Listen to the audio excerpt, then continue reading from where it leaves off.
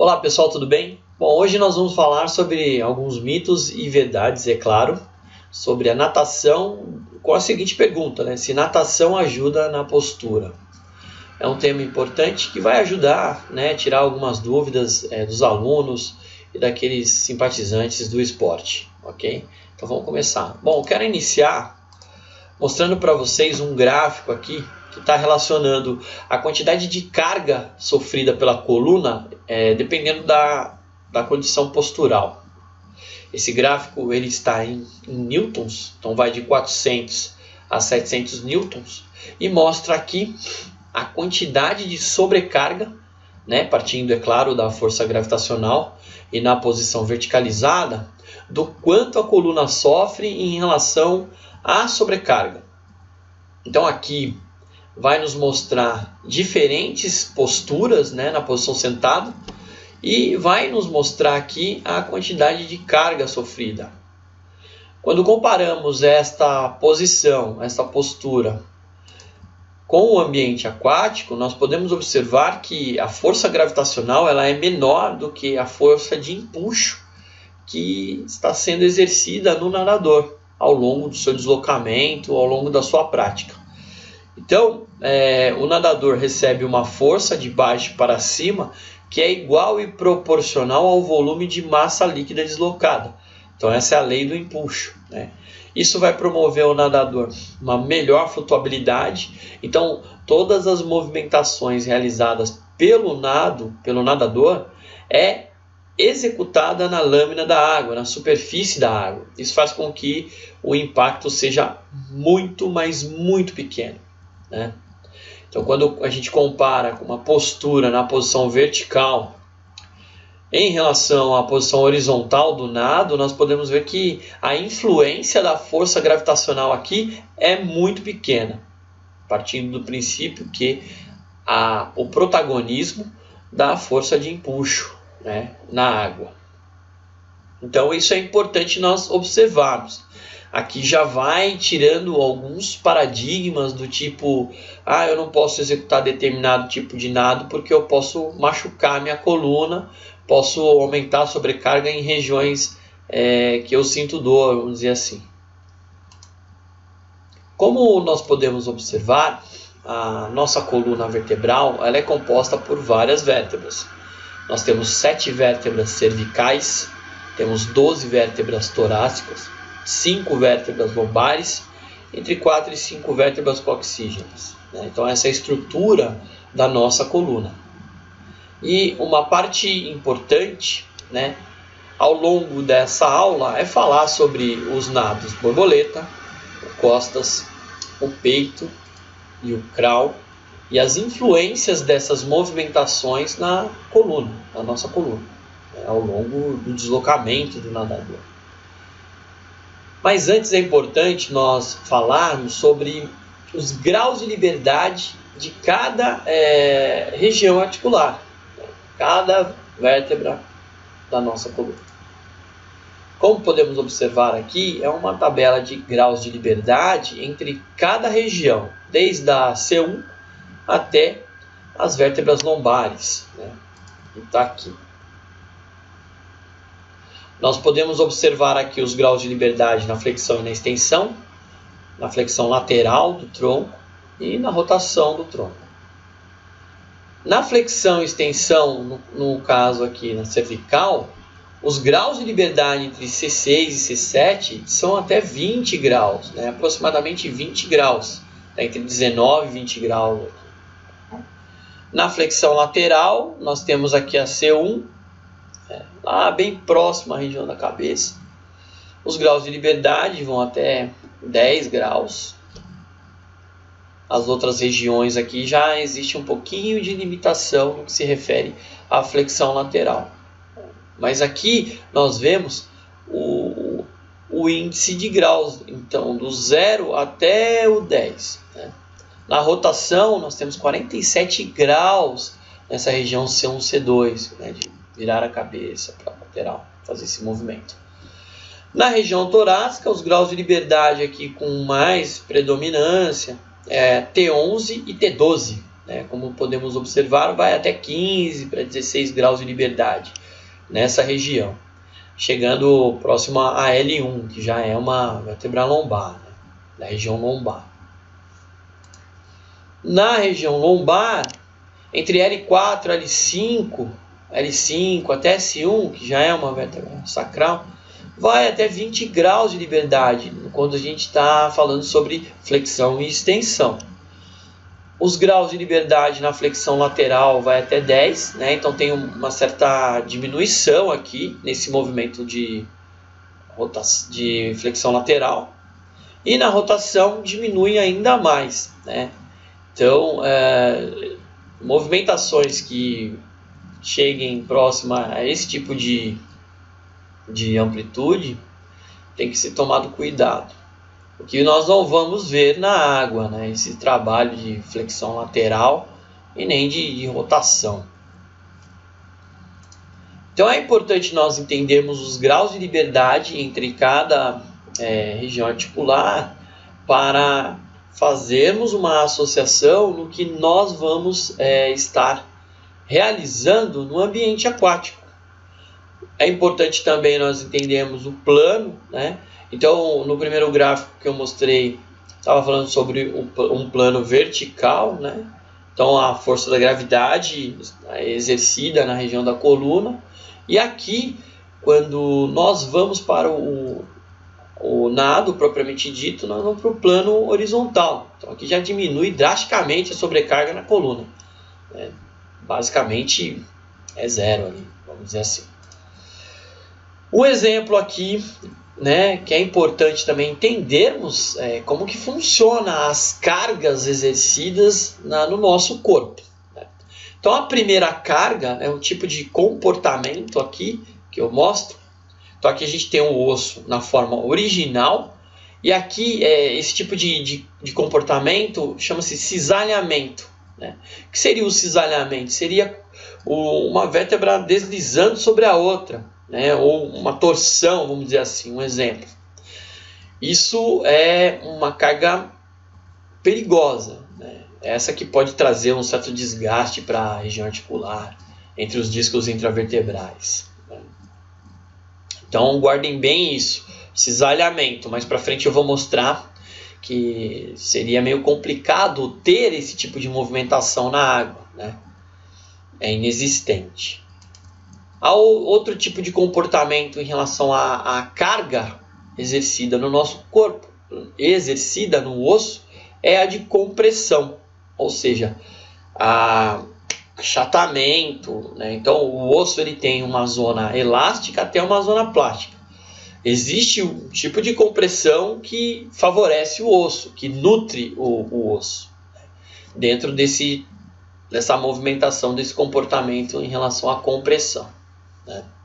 Temos aqui também a tensão. Um exemplo que nós podemos dar no comportamento relacionado à tensão é o próprio alongamento, né? Aqui já não tem um perigo eminente em relação a danos na estrutura óssea, né?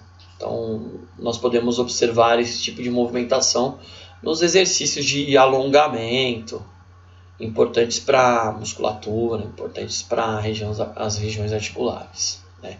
Para aumentar a amplitude, né, das movimentações. A geometria de aplicação das forças também é importante entender que existe um limite, né, dessa sobrecarga, existe um limite de aplicação de força dependendo do posicionamento, dependendo do comportamento ao qual eu mostrei para vocês, né? Então, no ponto 1 aqui, como podemos observar, existe aqui uma amplitude até chegar à deformação do osso, né? Isso na tração e na compressão. Esses dois são importantíssimos para a nutrição do osso, para manutenção da massa óssea, enfim, para tudo isso. No segundo estágio aqui, nós temos um limite, aí vem a flexão, né? A flexão tem lá uns graus de segurança, que vai até 30, 60 graus, o osso suporta, ele deforma, mas ele volta à sua forma original, né? Então ele está aqui dentro da zona de segurança, da zona elástica, muito longe e o pico aqui até a deformação, que seria a zona plástica. É importante nós entendermos que o osso, quando ele sai dessa zona elástica, vai para a plástica, ele não volta mais à sua forma original, né? Então isso pode trazer alguma lesão, algum risco de fratura. O mais complicado, né, o que tem uma certa limitação aqui em relação à geometria, né, de aplicação de força, é nesses ângulos relacionados ao cisalha, a cisalha. É onde nós temos que tomar muito cuidado, que é o deslizamento entre as articulações, entre essas regiões da coluna, né? Então isso é importante. Bom, partindo desse comportamento do osso e partindo destes graus de liberdade que eu mostrei a vocês, eu vou começar agora a falar do borboleta. Por que do nado borboleta, né? O nado borboleta ele é bem, ele é um pouco marginalizado, né, em relação às pessoas, né? Elas têm medo de nadar o borboleta, achando que vai ter uma lesão na região da lombar, né, vamos dizer assim. E não é bem assim que funciona. O comportamento do nado ele está muito longe, né? Muito longe dessa compressão tão grande aí que o pessoal sente e que o pessoal diz que sente na região lombar, né? Por quê? Veja bem, o nado borboleta, quando nós vamos para a fase aérea, né? Quando o indivíduo sai dessa posição horizontal na lâmina da água e que ele parte para a respiração, nós temos aproximadamente 15 graus de elevação aqui do tronco para se respirar, né? E na água existe a terceira lei de Newton, né? Que é toda ação tem uma reação igual e oposta ao movimento. Então quando ele faz a elevação do tronco, esses 15 graus é de forma geral, porque também vai fazer com que as pernas desçam. Então o tronco sobe e as pernas vão descer e descer, fazendo o impulso do nadador para frente. Para se existir compressão na região da lombar, é importante entendermos que tem que haver um fenômeno chamado flambagem. Isso não acontece na água. Por quê? O efeito flambagem seria uma compressão na parte superior da vértebra, né? E uma tensão na parte contrária, oposta a essa compressão. Um exemplo de flambagem aqui no nado borboleta, eu teria que ter as pernas imobilizadas, fixas em um ponto, e a movimentação na região do quadril para frente, né? Aí eu geraria uma hiperextensão na região da coluna.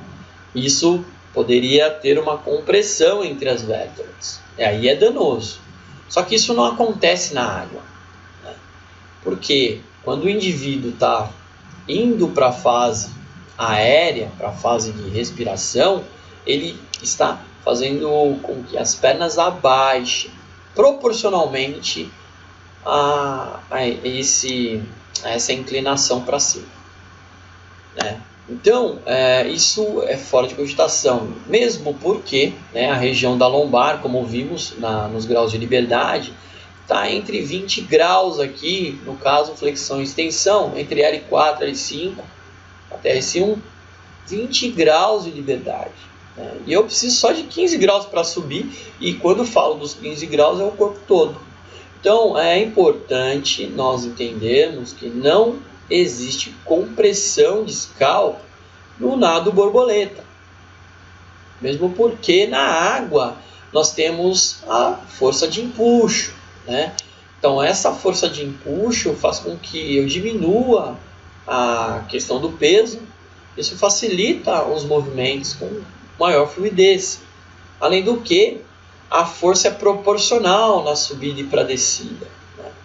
Em relação ao tronco e em relação aos membros inferiores. Então, está refutada essa ideia de que o nado borboleta pode gerar uma lesão na região da lombar. Muito pelo contrário. O nado borboleta ele trabalha a coordenação e não chega nem perto dos graus de liberdade dessa região do osso, né, das articulações. Então está fora de cogitação isso.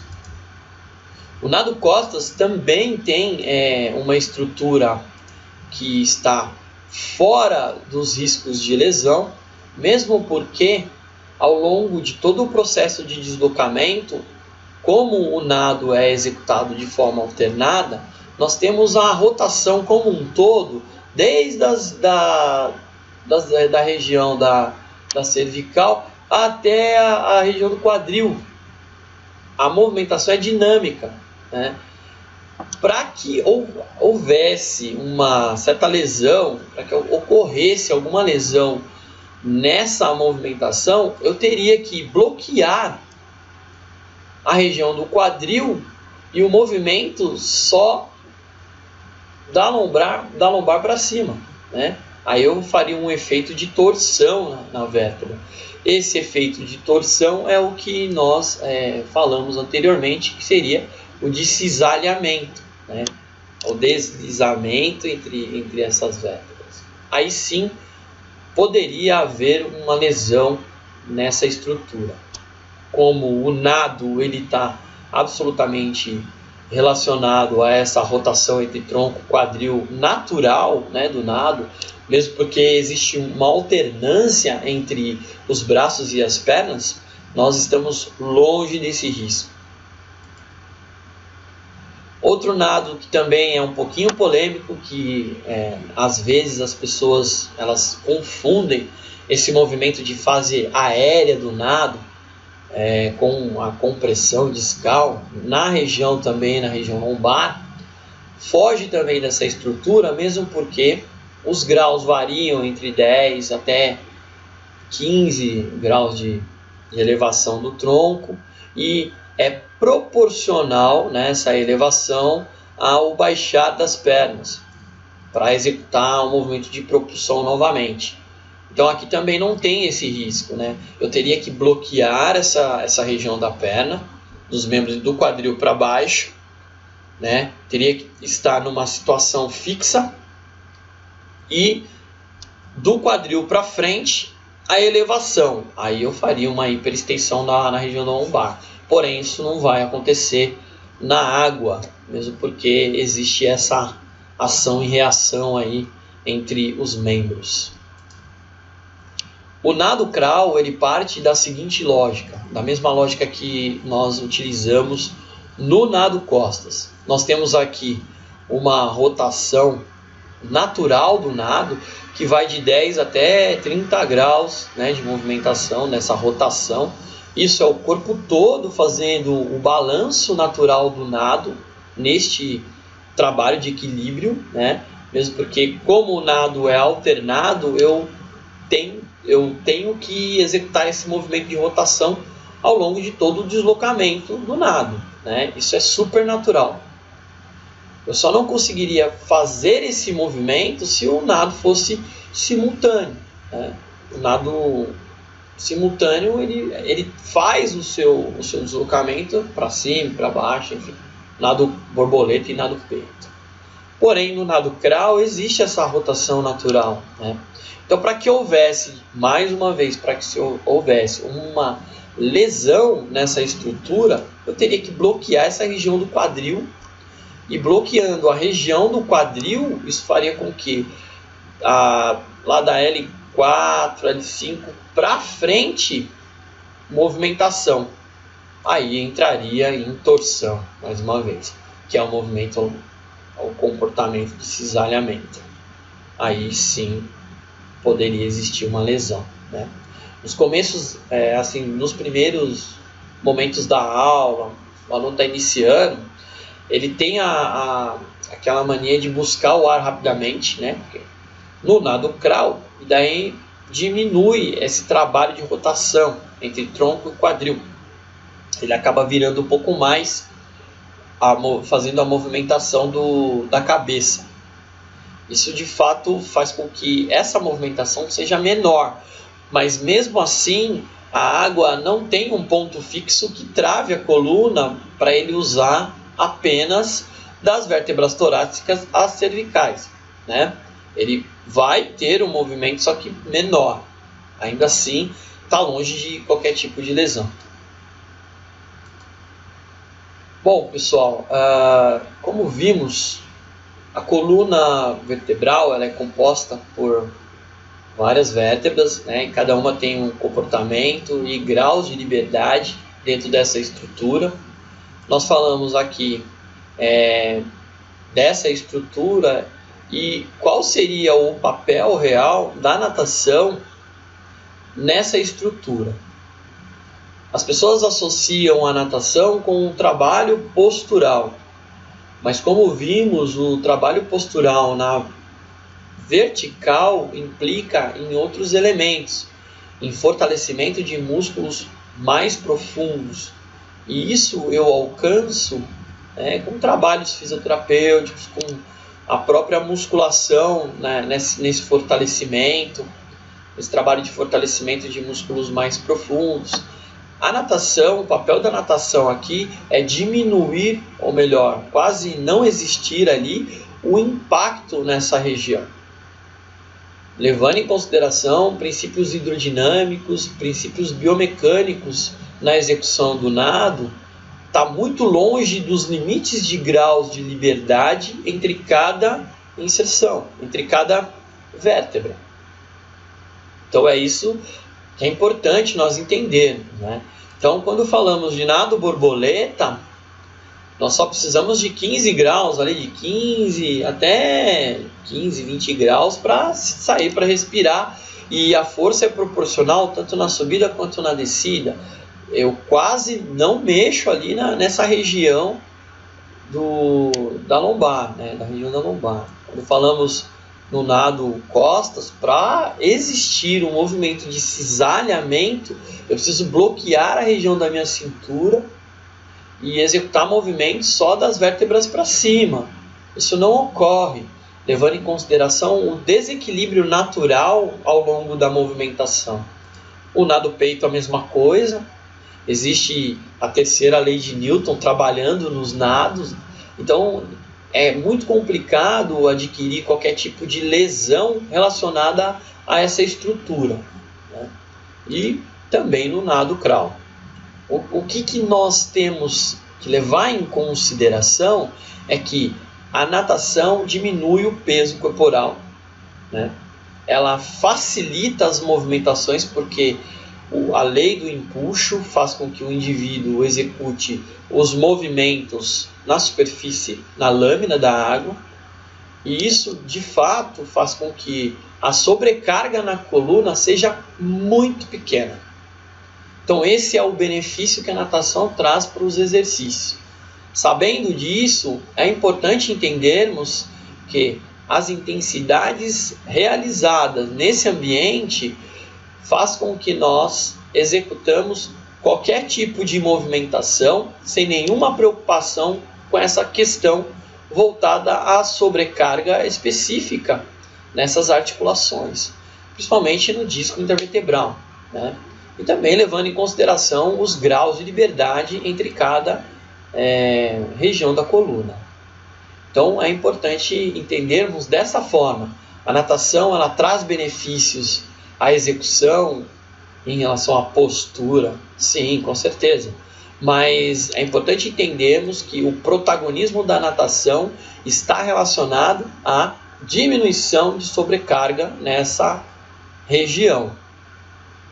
Então, é importante entendermos dessa forma e é importante também associarmos os trabalhos.